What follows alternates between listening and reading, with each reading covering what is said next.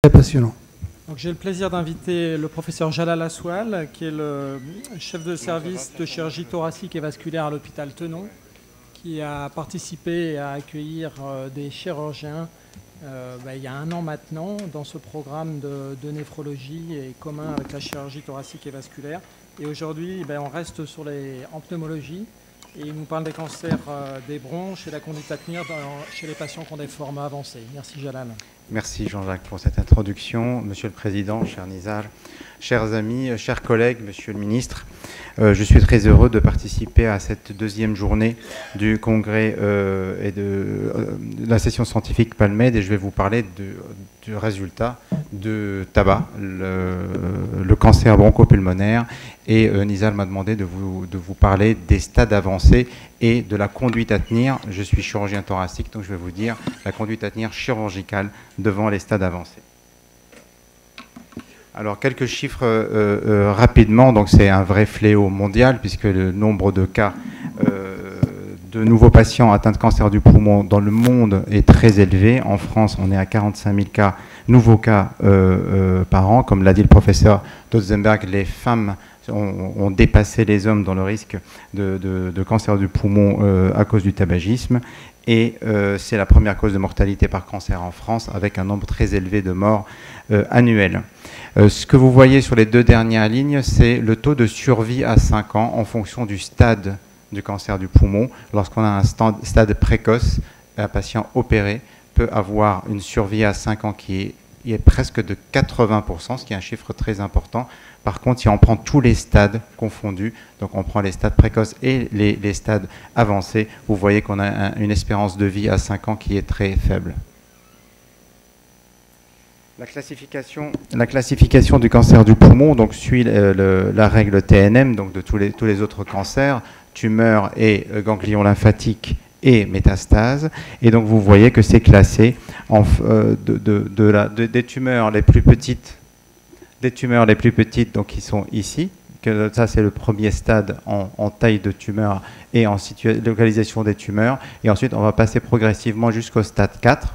Vous voyez là qu'en fonction de l'état ganglionnaire du patient, l'atteinte ganglionnaire veut dire qu'il y a une diffusion de la maladie, il y a la maladie n'est plus locale, mais commence à être plus disséminée, et ce qui reflète cette dissémination, c'est principalement l'atteinte ganglionnaire au niveau du île pulmonaire, au niveau du médiastin ou les ganglions de l'autre côté, donc contralatéraux.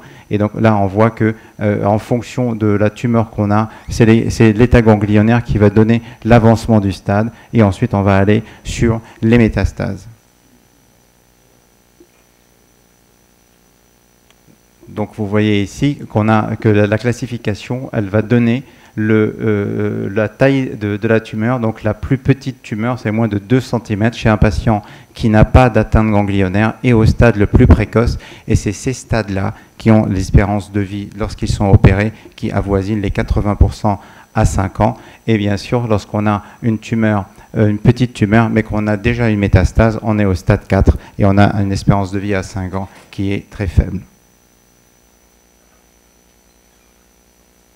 Donc les stades 1, ce sont de petites tumeurs, on les voit ici très bien sur le scanner, ce sont de petites tumeurs, et comme je viens de vous dire, on a en fonction de l'état ganglionnaire, les stades 1A qui sont les plus petits, mais on peut être aussi dans un stade de la maladie qui est déjà avancé, qui est le stade 3B si on a une atteinte ganglionnaire contralatérale. Donc on a ce qu'on appelle une maladie avancée, même si c'est un petit cancer, mais qu'il y a des ganglions de l'autre côté, une atteinte contralatérale, on est dans un stade avancé.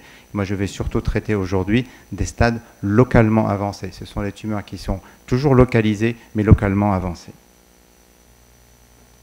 Donc on progresse dans la classification avec les tumeurs qui font entre 3 et 7 cm, avec là encore la stadification en fonction de l'atteinte ganglionnaire. Les stades 3, on rentre plus dans le vif du sujet de ma présentation. Les stades 3, ce sont des stades qui sont localement avancés. Et là, vous voyez qu'en fonction de la zone d'envahissement, donc là, vous voyez par exemple une tumeur qu'on appelle la tumeur de Pancostobias. Ce sont deux noms propres des deux chirurgiens qui ont décrit cette maladie. C'est le sommet, c'est le lobe supérieur gauche, avec un envahissement des côtes au niveau du sommet du poumon. C'est un malade qui est classé T3. Si on a une tumeur de plus de 7 cm, une tumeur qui a envahi la plèvre médiastinale, qui a envahi le péricarde, le diaphragme, ou si on a deux cancers dans le même lobe, là le patient est à un stade T3. Et avoir un stade T3, mais avoir les ganglions, ne pas avoir d'envahissement ganglionnaire, rend le patient opérable, même si la lésion est avancée. Ensuite, on va passer au T4. Les patients qui ont une tumeur T4, soit ils ont un envahissement local, et là on voit que du intestin, du cœur, des gros vaisseaux, de la trachée, du nerf récurrent, de l'œsophage, des vertèbres, de la carène. Donc ça, c'est un envahissement local qui est très important. On considère ces patients comme non bénéficiaires de la chirurgie. Donc c'est des autres traitements alternatifs à la chirurgie que l'on va proposer aux patients, ou un patient qui a une deuxième tumeur dans le même poumon, le même côté, mais dans un autre lobe, il est aussi classé T4 dans la nouvelle classification. Donc ces patients-là sont considérés comme étant non candidats à la chirurgie. Et on arrive chez ces patients-là à la stadification qui est la limite entre le traitement chirurgical et le traitement non chirurgical. Ensuite, on a les métastases, les patients qui présentent des métastases, et là encore, la classification les divise en métastases thoraciques, c'est-à-dire que le patient a des métastases soit pleurales, soit de l'autre côté, dans l'autre poumon, donc ça veut dire qu'on reste localisé au thorax, c'est la classification M1A, ou alors des métastases à distance, où le patient présente une métastase principalement cérébrale ou surrénalienne et de temps en temps hépatique. Voici l'exemple d'un envahissement pleural, donc une métastase pleurale d'un cancer pulmonaire primitif. Les traitements qu'on peut proposer, c'est quelques exemples de traitements, c'est principalement la chirurgie. La chirurgie est le traitement de référence, le traitement le plus efficace pour le cancer du poumon, et est associé principalement à la chimiothérapie, la radiothérapie, mais on a aussi des thérapies ciblées qui se développent de plus en plus, notamment chez les patients qui ont des mutations génétiques, mais on a chez des patients qu'on considère soit non opérables, soit ayant une situation de leur maladie qui ne les rend pas éligibles à la chirurgie, de faire soit de la radiofréquence ou de la radiothérapie stéréotaxique. Donc on a différentes possibilités de traitement des patients atteints de cancer du poumon. Les types de résection qu'on fait, on peut faire de la résection atypique, une petite résection qui emporte la tumeur avec un peu de poumon autour, à la segmentectomie, à la lobectomie, à la pneumonectomie, on peut faire une bilobectomie, mais on peut faire aussi des résections élargies. C'est-à-dire quand on a une tumeur qui est localement avancée, on va faire des résections élargies, et soit elle est élargie à la paroi quand on enlève des côtes, et là on opère un patient qui a un T3, donc ça reste dans les patients qui sont proposés à la chirurgie, mais si on enlève en plus le cancer pulmonaire et la vertèbre, s'il y a une atteinte vertébrale, on est en train d'opérer un patient qui est considéré comme T4, et on va en parler. On peut aussi faire une résection pulmonaire et résection d'un gros vaisseau comme la veine cave. On opère un patient qui est un stade T4, ou même s'il y a un envahissement de la carène ou c'est une tumeur primitive de la carène, on peut faire une résection de carène. Là, vous voyez que la chirurgie peut être proposée au stade avancé du cancer, à condition que ça soit toujours localisé. C'est-à-dire que si c'est une tumeur localement avancée, résécable chez un patient sélectionné, on peut lui proposer la chirurgie, la condition pour qu'il puisse bénéficier de cette chirurgie, qu'il n'y ait pas de dissémination de la tumeur, et notamment au niveau des ganglions, soit hilaires, soit médiastinaux. Les patients qui ont une atteinte ganglionnaire médiastinale ne bénéficient pas d'un geste chirurgical qui est souvent lourd vu les structures atteintes. Et donc vous voyez qu'en bleu, on a les zones qui sont indiscutablement patients à proposer pour la chirurgie, puisque ce sont des stades précoces, avec temps en temps des atteintes N1, même si il y a chez ces patients-là une atteinte N2, on peut les proposer à la chirurgie. Souvent, ils ont un traitement néoadjuvant, donc ils ont une chimiothérapie avant. Par contre, ces patients-là qui sont à un stade T4 ou qui sont métastatiques, ce sont des patients qui sont considérés comme non chirurgicales, sauf dans certaines situations, et je vais un petit peu détailler cette catégorie de patients. Donc vous voyez ici un exemple d'un patient qui avait une atteinte de la paroi, c'est-à-dire qu'on a le cancer pulmonaire et on a ici 3 côtes qui sont envahies. On va faire une résection du territoire porteur de la tumeur, donc la lobectomie associée à la résection des côtes. Et après, pour remplacer les côtes, il y a différentes façons. Ça, c'est une étude un peu ancienne où ils utilisaient un type de prothèse, mais on peut utiliser différents type de prothèse pour remplacer la perte de substance qu'on va causer. L'exemple que je vous ai montré tout à l'heure de la tumeur de Pancoast-Tobias, où vous avez ici donc la tumeur avec l'envahissement des côtes et on en va enlever le lobe supérieur. Vous avez ici la lobectomie supérieure, le lobe est enlevé et on a tout l'apex pulmonaire avec les côtes, les premières côtes envahies qui sont réséquées. Et ça, c'est chez des patients qui ont bien sûr aucun ganglion atteint. Donc on va aller aux explorations avant la chirurgie pour être certain que la maladie reste localisée. Ce sont des patients qui bénéficient de la chirurgie. Différentes voies d'abord. Vous avez vu des voies d'abord que ça peut être, comme la tumeur est très haute, elle est localisée au niveau du sommet du poumon, soit on fait les larges thoracotomies postérolatérales, donc vous voyez que ça reste une chirurgie lourde avec de grandes incisions, ou certaines incisions qui sont plutôt antérieures, cervicales. On va plutôt attaquer la tumeur par en haut et par devant, et donc on peut faire aussi la même chirurgie avec un abord antérieur qui est moins délabrant et moins lourd. On peut même, par cette voie-là, s'il y a un envahissement, par exemple, vasculaire, ici au niveau d'une artère ou d'une veine, on peut la remplacer directement par une prothèse. Donc on a un remplacement vasculaire qui est tout à fait faisable. Donc vous voyez que quand on a une maladie localement avancée, mais sans atteinte ganglionnaire, c'est des candidats à la chirurgie. Si on reprend chez ces patients-là, les patients T4, je vais prendre quelques exemples d'atteinte, des gros vaisseaux, des vertèbres, de la carène ou une deuxième tumeur. Donc vous voyez qu'on est dans un stade avancé puisque les patients sont déjà en stade T4.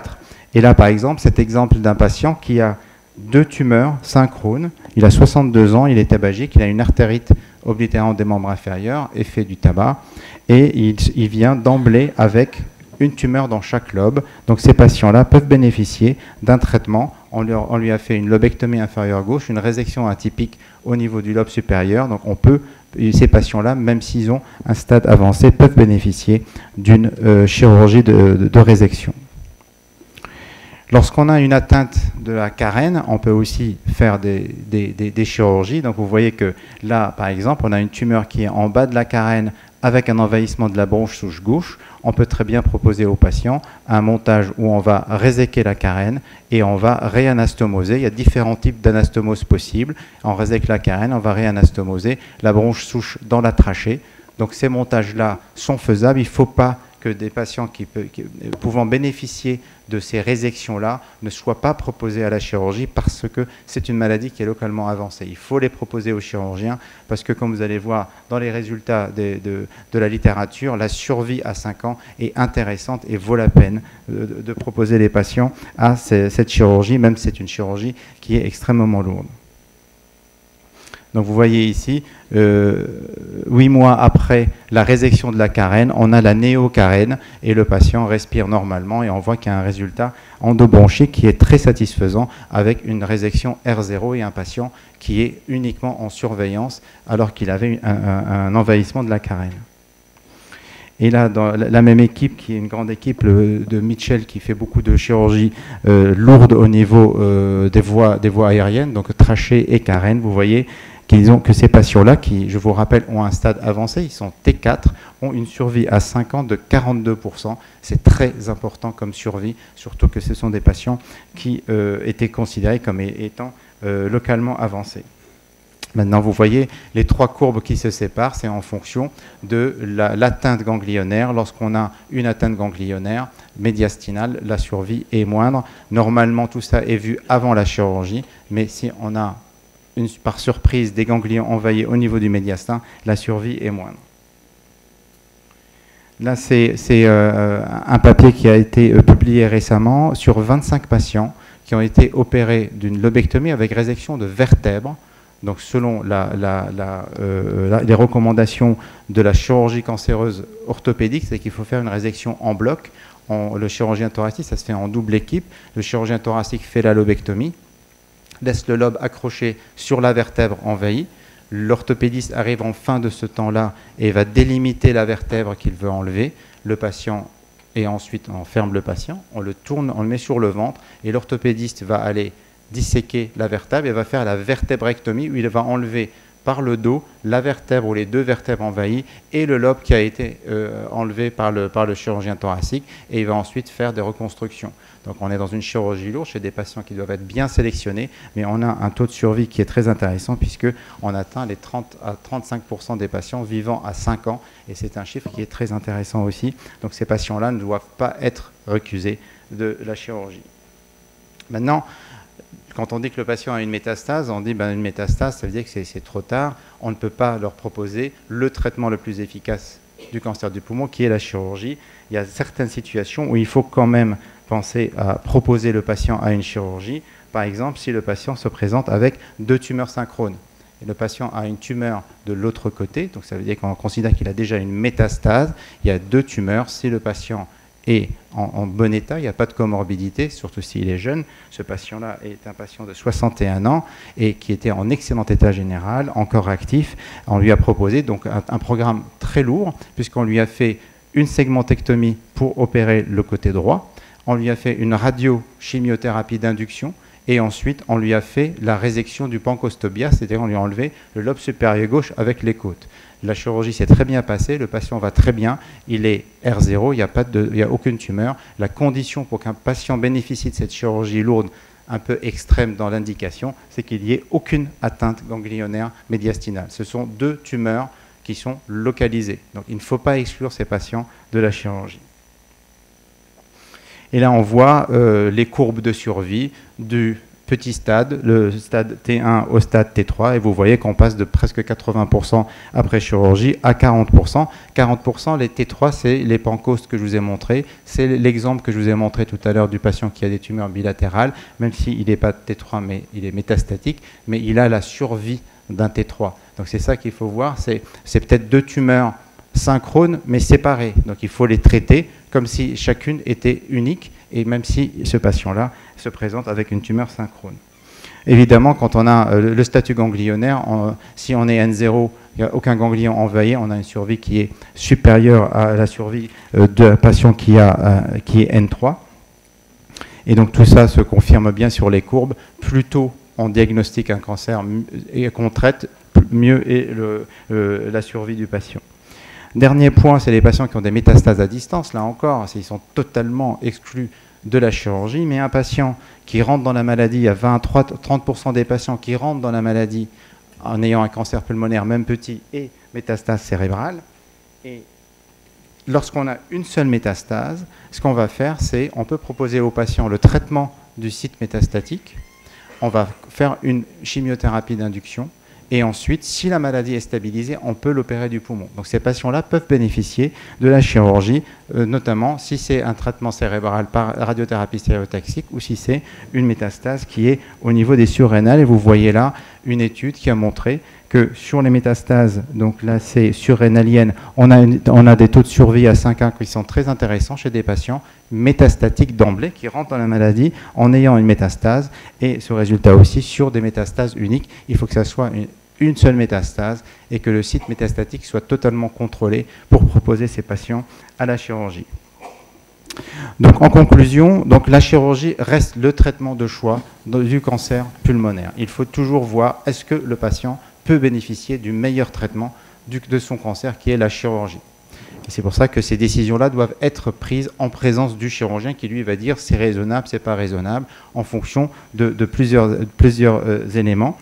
Donc les stades avancés, donc quand des patients en stade avancé, c'est qu'il y a une dissémination, notamment ganglionnaire, ou localement avancée, peuvent bénéficier de la chirurgie. Ce sont des patients qu'il faut très bien sélectionner avec l'ensemble des intervenants à la réunion de concertation pluridisciplinaire pour choisir les meilleurs candidats à la chirurgie. Merci pour votre attention. On va